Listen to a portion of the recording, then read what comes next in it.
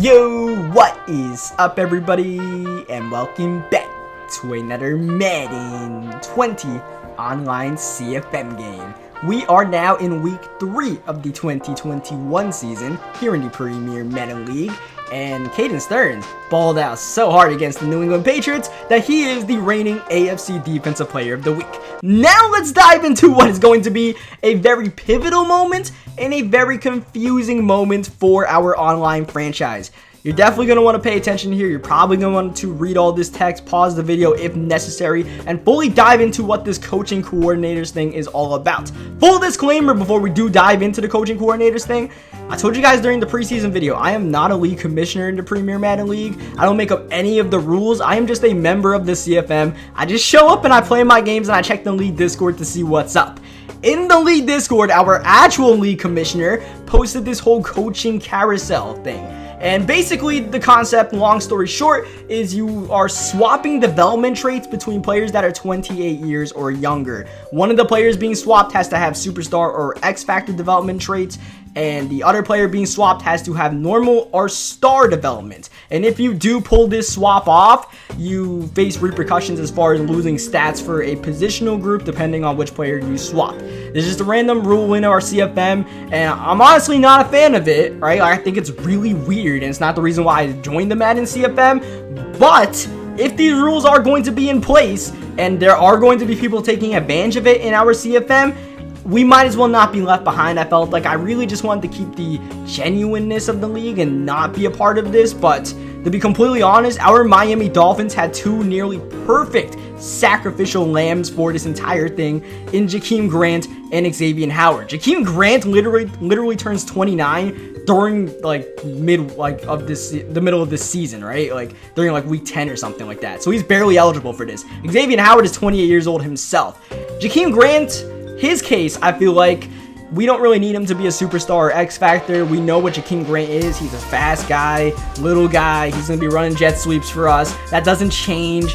It doesn't help us get better or worse, so we take away his X Factor. So I was like, you know what? Let's pull this Frankenstein thing off on Jakeem Grant. I thought about giving his X Factor to Colin Johnson, but I figured, you know what? Let's keep some balance with our team and give it to our running back, our rookie, Lynn J. Dixon. We could have given it to Boston Scott as well, but we might as well give it to the rookie so he has a chance to develop faster. He's younger and all that good stuff. As we are underway against the Cleveland Browns, Week 3 football is underway between the Dolphins and the Browns, who have a very weird but very interesting rivalry so far in this CFM, where the first 2 seasons we played against the Browns, the first game was a shootout in the snow, the second game was a slugfest in the rain. We are in the rain in Cleveland today, so it might be a slugfest, and considering the way our last game was played, wouldn't really be too out of the ordinary, especially with how bad our offense looked, and it's not getting any better on the opening drive, though unfortunately that was mainly because a double-team defensive tackle just kind of shot up in there and took down Khalil Tate right as we were about to let that ball out. We are really trying to improve our offense after what was just an embarrassing outing. We had 50-something passing yards and 4 interceptions with Khalil Tate. We're trying to get that whole thing figured out, and we're not up to the great start, but on the defensive end, we need to hold Baker Mayfield in check, and that we do with Caden Sterns. Oh, Caden Sterns, how do you do? Look at him fly. He's in for 6 again. Oh, Caden Sterns, the human bailout. This rookie, he didn't come from Texas. He came from the heavens, because man, oh man, is he a one-man army for the Miami Dolphins in this 2021 season. What is this? Why are they feeding Caden Sterns out here? So to finish up the whole coaching carousel thing, to talk about what we did on the defensive end, I explained our offensive thought process. On the defensive end, we sacrificed Xavier Howard because I feel like, his superstar abilities aren't really too necessary. Even his X Factor was lit up in our last game against the Patriots, and the guy was still throwing straight at Xavier Howard, and Xavier Howard didn't really do jack about it. So, by the way, what a hit from Caden Sterns. Come on, man. What can't Caden Sterns do? Well, he can't help us from stopping Jalen Waddle here on 3rd down because he wasn't really in the area. I thought we were there with Jerome Baker, didn't get the animation, so the drive stays alive. So, we sacrificed Xavier Howard. There's a couple of people we could have given his X Factor to, like Christian Wilkins, like who else? We could have given it to a couple of guys, but I decided to give it to Derek Brown because you know, for our defensive line, we already have Malik Harrison outside. Let's get an inside presence with Derek Brown, as looks like Jake Elliott's going to be attempting a 61-yard field goal attempt. Oh, he's definitely not making the 61-yarder. That's not even close, and it's so short that here comes Boston Scott on the return, tackled by the kicker. At the end of the day, it was not worth it to return that kick from the end zone. We would have had much better field position if we just let that ball go. But you know me, I'm going to take that chance. I believe last season against the Cleveland Browns, that very same thing happened where the kick was so short that we ended up returning it and it wasn't worth it, but our mentality is still the same, apparently, as Jakeem Grant. No X Factor, almost no problem there, as he nearly weaseled his way to a first down, but it's going to be another 3 and out for the Miami Dolphins offense. This is feeling a bit similar to the way we started last season, right? Jalen Waddle. Oh, he nearly waddled his way to the end zone. The rookie out of Alabama, drafted in the first round by these Cleveland Browns to pair up with Odell and Jarvis to form one monster triple-headed wide receiver attack to go along with the bulldozing Nick Chubb. Baker Mayfield at the helm of it all, on fire, and they have Thaddeus Moss, the son of Randy Moss, doing his thing, but it's going to be a 3rd down and long for the Cleveland Browns. These rainy conditions definitely a factor as far as what happens after this play, as Baker Mayfield trying to extend out, but cannot get the first down. And it looks like Jake Elliott's out to kick again, and he's going to miss again. At least this time he hits the net. Good for him, I suppose. But, yeah, it's going all wrong for the Browns, and it's going all right for the Miami Dolphins and Lynn J. Dixon, the new superstar X Factor on the block. The Rook strutting around with that jukebox, abusing that jukebox, and scoring the touchdown. So if you're wondering why we sacrificed Jakeem Grant's X Factor and gave it to Lynn J. Dixon, I don't think I need to explain that one any further. As far as the Derek Brown thing, like I said, I felt like we needed an inside presence to go on Malik Harrison. And I feel like we already have 2 superstars in our secondary, in Ricardo Allen and Caden Sterns. Oh, Jalen! It's just Jalen anymore. There's no more Waddle, because he won't be waddling around after that hit. Ball back to the Miami Dolphins, who are looking to turn this rain into a hurricane on the Cleveland Browns. Lynn J. Dixon proving to be one bad man. He doesn't even have his second superstar ability yet. You know who has their second superstar ability? DeAndre Hopkins. That, ladies and gentlemen, was DeAndre's first touchdown of the season. Our not-so-great passing attack has limited DeAndre Hopkins so far, and especially in last week's game against the Patriots. But DeAndre Hopkins is still a bad man. He's still a 99 overall, and we're not playing like trash. He's playing like a star. And Jalen, why are you trying to walk around Caden Sterns? Did you not learn your lesson? He nearly got popped again. Caden Sterns, by the way, like, are you kidding me, man? Like, what are they feeding this guy? Like, seriously. 3rd down and 2. That's no good for the Cleveland Browns. And down 21-0. Desperate times call for desperate measures. No huddle. Offense on the field from their own 30-yard line. I'm not even sure this is allowed in the CFM, but the guy's down 21-0. What am I going to tell him, right? Like, I guess if you're down this much, you might as well just go for a 4th down and whatever. It's going to work out. And then some for this Brown squad that is continuing to go no huddle, and why not? It's working. 2nd down. Here's Jalen Waddle. Oh, okay, you earned your last name back. You can have the Waddle because you got yourself a nice player right there, but stay away from Caden Sterns because he'll take your last name right back. Unfortunately, there's no taking Moss away from Thaddeus. He gets the catch to the 2-yard line. Here come the Cleveland Browns, who just faced the 4th down in their own territory and now are at the goal line trying to make this a game, really, as 2nd down. That's not going to be getting anywhere near the end zone. That's going to lose them a yard. Half of our roster there to make the tackle. 3rd down and goal. We'll have to wait for after the 2-minute warning. Boy, oh boy, do the Browns need to find a way to get in the end zone. And it's going to be up to Nick Chubb, who cannot get away from the rookie Cox. And on 4th down, man, the Browns are really trusting Jake Elliott out here. It finally pays off. It better have paid off on that attempt. But yeah, the Browns, the decision to keep on kicking it on 4th down seems to be hurting them more than helping them out here. As, Brashad Perriman, do your thing. Brashad Perriman spinning and getting away. Brashad Perriman did what? That 20, the 10, the 5, and an unreal kick return touchdown. Rashad Perriman pulling off his own Houdini act out here. There's a lot of weird things happening in the CFM today, with people swapping X Factors, swapping spit, and Caden Sterns not being a human, and then Rashad Perriman doing whatever that was. Jalen Waddle gonna try to answer, because you might as well, right? You might as well have that mentality. If someone returns a kick, you gotta try to get it right back at him, even if it's not a good idea to take it way deep in your own end zone. So there's a minute, now less than a minute for the Cleveland Browns to try to make something happen. They're all of a sudden down 28-3, and you're watching this game, you kind of don't realize it's 28-3 unless I tell you to score, because it doesn't feel like we did much to make the game 28-3, right? Like, we didn't have this dominant offensive performance or anything like that. We got a kick return touchdown. We got a pick six. We got the ball in great field position because of the Jalen Waddle fumble from Caden Sterns.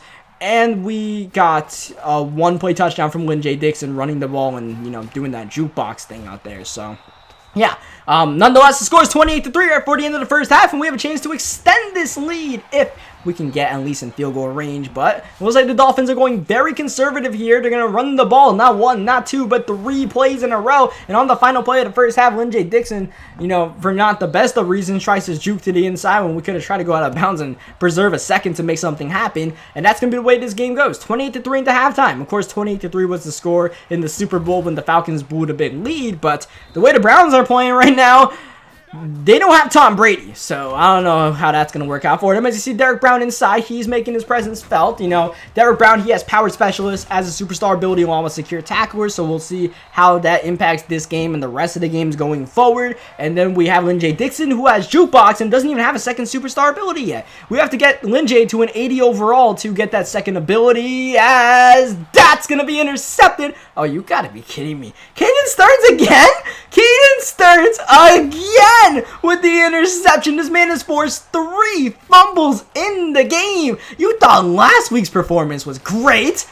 He's looking to one-up that. Caden Sterns, you might as well just collect your Defensive Player of the Week trophy again. They're going to have to name it after you if you keep on going like this. All right, we'll slow roll a little bit, but not too much, because all of a sudden we have an on-fire Lynn J. Dixon spinning away from Demarius Randall and finally brought down at the 18-yard line. Big Mo is on the side of the Miami Dolphins right now as Boston Scott subs in. Boston Scott still has a role on this team. A great one at that. He scores the touchdown. Boston Scott's still a great running back for us, man. He may be hiding in the shadows of Lynn J. Dixon through no creation of his own after his great season. I know you guys in the comment section have been begging pretty much for Boston Scott to get more touches. But now that we have Lynn J. Dixon doing this kind of stuff, yeah, we kind of got to roll with Lynn J. But Boston Scott, he'll still be in there. We still got to sub in him. We still have Kalen Balazs as a power back. That's probably going to be the 3-man running back rotation we go with. But Lynn J is probably going to be on the field for the most time now that we have this ability. As that was probably unnecessary roughness. We got away with that. I'll take that. 3rd down and 2. Nick Chubb running the ball. The Browns are down a lot, but they're still going to run a balanced offensive attack because why not? I suppose just try to score touchdowns. You can't really rush to score touchdowns in a game like this. You just got to try to take whatever the defense is giving you and hope that something freaky happens from there on out. As 2nd down, Nick Chubb is on fire. A lot of people have been on fire out here. We saw an on fire Baker. We have Nick Chubb on fire. We had we had Lynn J. Dixon on fire. We have a big-time sack from Jason Verrett. 4th down and 12. We're down a lot of points. This is definitely just a screw it. Let's go for it, I guess. And let's convert. 4th down. Our defense is not looking good out here. Jalen Waddle is going to get the catch right here. Thankfully for our Miami Dolphins, though, I feel pretty good about our chances of winning this game. And that would move us to a 3-0 record. I really wanted to come into this game and reestablish our passing offense as something that resembles an NFL team. We just didn't get the opportunity to do that in this game, to be completely honest, because now at this point, there's not really any passing the ball. We're up so many points. We're just going to be running the ball for the rest of this game. Oh, are you kidding me? It's Caden Sterns. It's Caden Sterns. Oh, Lynn J. Dixon, don't do him like that. The rookie combo KOing the Browns out of their own gym. Caden Sterns, the 7th overall pick. Lynn J. Dixon, the 7th overall pick in the 2nd round for the Miami Dolphins.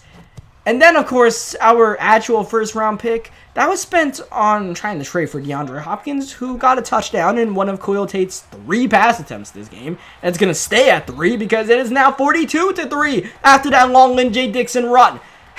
Like I said, man, like we'll have to try next week on trying to establish that passing attack. Oh, no, when it rains, it's literally pouring out here, man. These Cleveland fans don't deserve this. Oh, come on, guys. How do we not block that one? So, we might not even see Lynn J. Dixon for the rest of this game. This game is so ugly that we're going to have to park the bus out here, kind of, and just run the ball, and Boston Scott and Kalen Balaj are going to get some shine. So, everybody who wanted to see Boston Scott, here you go. It's Scott time. He's falling forward. He's still doing Boston Scott-like things. We get one more playoff before the end of the third quarter. There's Kalen Balaj. And that's what I'm saying, man. He's a power back for us. He can run someone over. You know, that's a season 1 flashback right there when Kalen Balaj was knocking people down. There's Balaj getting the first down at the fullback position.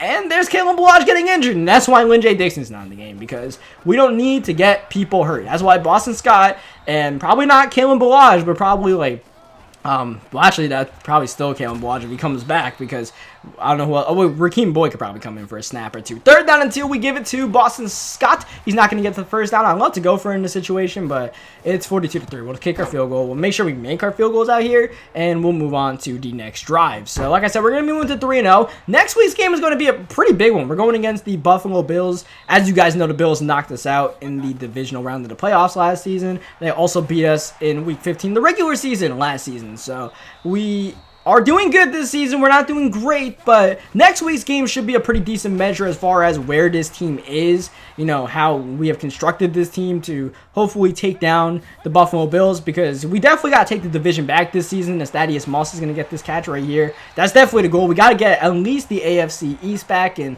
you know, try to get ourselves a first round bye, because, you know, we don't want to be going into wild card weekend.